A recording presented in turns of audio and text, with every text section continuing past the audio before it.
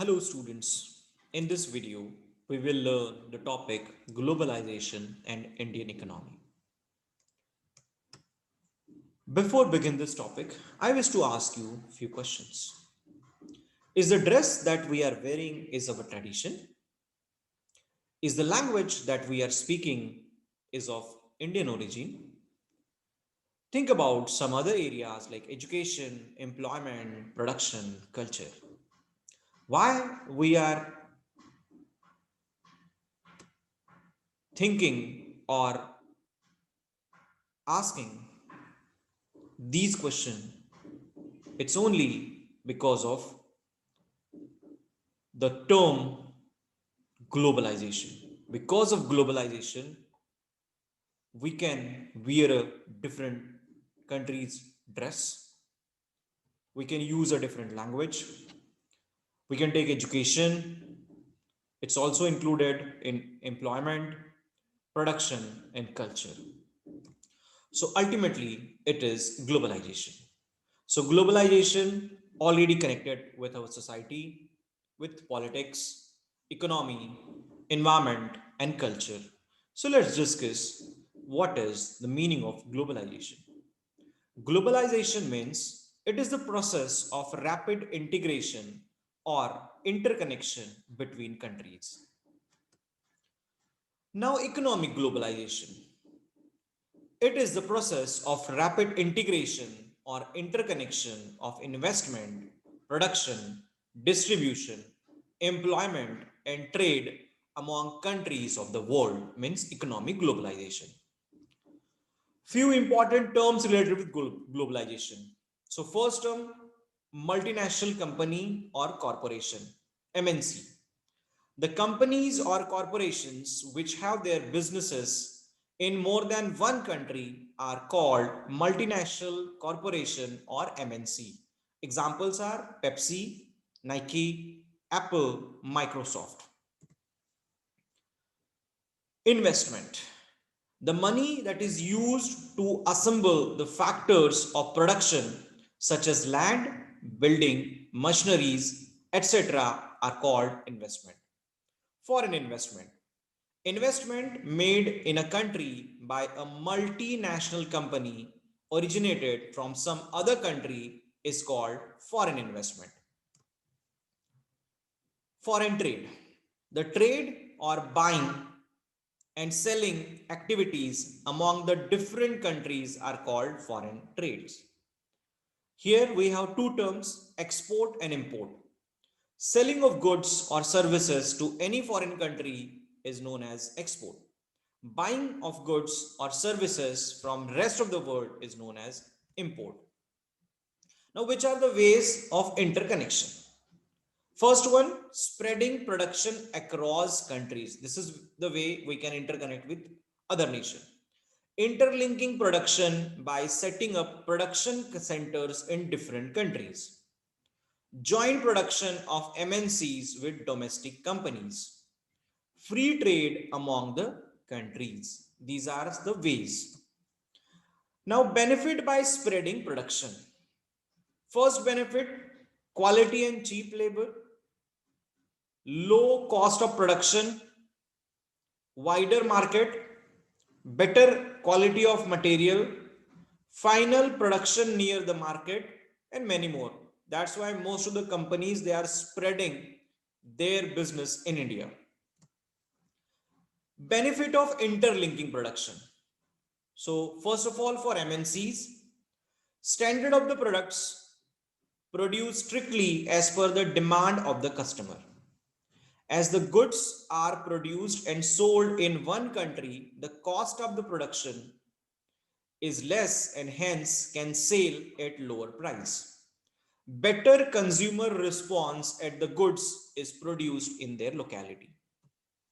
For domestic countries, increase employment opportunity for the people of domestic country. It brings foreign capital and helps in expansion of foreign exchange, helps in utilization of unused resources. Customers get better quality products at the comparatively lower price. increase in country's revenue by way of tax. Integration of market. It refers to export and import of goods and services among the countries. Benefit by market integration. First benefit is better quality products, optimum utilization of resources, wider market for the producers, wider choice and lower price, access to product produced in any place of the world, harmony among the countries. These are the benefit by market integration. Now there are some restrictions in trade among countries. Why these restrictions? Let's look. Traditionally, the countries of the world were very conservative and did not allow the foreign trade freely. They imposed many barriers to restrict trade, such as high tax, banning export or import, banning trade with some selected countries. So these are some restrictions from countries. Which are the cause of these kind of barriers or restrictions? Different standard of economy to protect local small and tiny industries, fear of economic colonization by the strong countries, threat to society and culture. Now, to solve this problem, we have World Trade Organization, WTO. What is WTO? It is an international organization formed by the initiative of some developed countries, and now it has 160 member countries worldwide. In what is the meaning of WTO? It is an international organization formed by the initiative of some developed countries, and now it has 160 member countries worldwide till June 2014. Objective of World Trade Organization. The first, to promote international trade and assist the producers, exporters and importers of different countries. It want there should be no restriction for anyone to buy or sell anything produced by anyone around the globe without any restriction.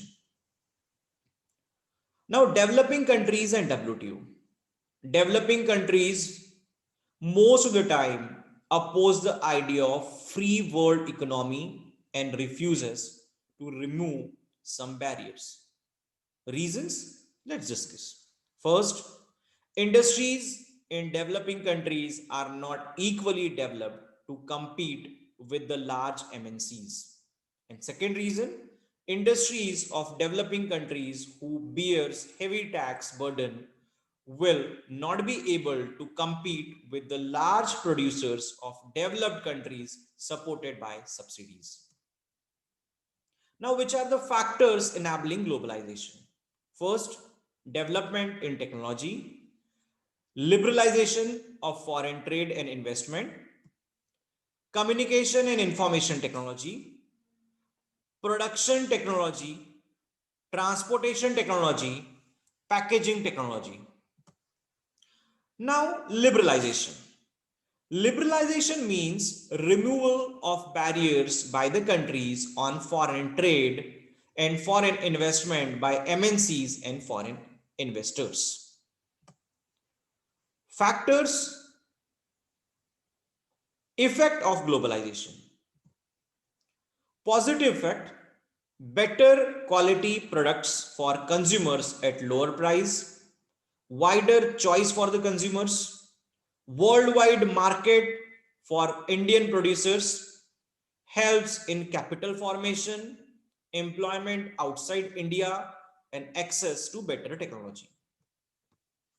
Some negative effect of globalization brings threat to small local producers, outflow of Indian currency by way of profit of MNCs, makes the country dependent on others, lack of public interest, exploitation on employee, disrupt the social and cultural life of the people.